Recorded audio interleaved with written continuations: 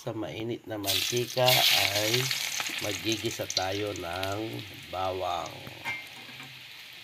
Yan, karo, bawang. And then, isunod naman natin ang sibuyas. Ayan mga karo, sibuyas at luya. So ano naman kaya ang igigisa ko at medyo maraming mantika. So hulaan nyo nga mga kakaaro, bakit medyo maraming mantika. And then ang kamatis.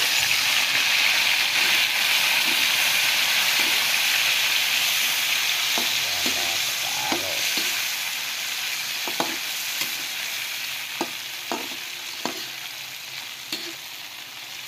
So habang nanonood kayo ng video ito ay i-follow nyo na, i-like at i-share ang kakaaro tayo.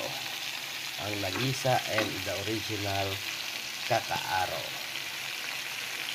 So ayan, balik tayo kakaaro sa aking ginigisang kamatis. So hulaan nyo kakaaro kung anong aking iluluto.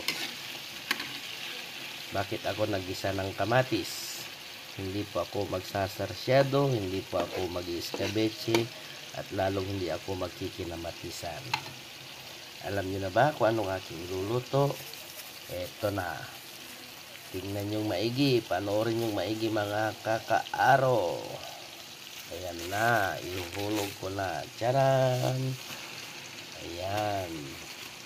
Burong isda mga kakaaro. So sa aking mga kapwa Pangasinense at Ilocano, ito na yung ating pinaka masarap na burong isda. So sa mga nagtatanong kung bakit kulay puti ang ating buro, ganito po ang buro dito sa Pangasinan. Kulay puti po. Hindi po kami gumagamit ng anumang pangkulay o pang-enhance. Simple lang po ang aming mga ginagamit.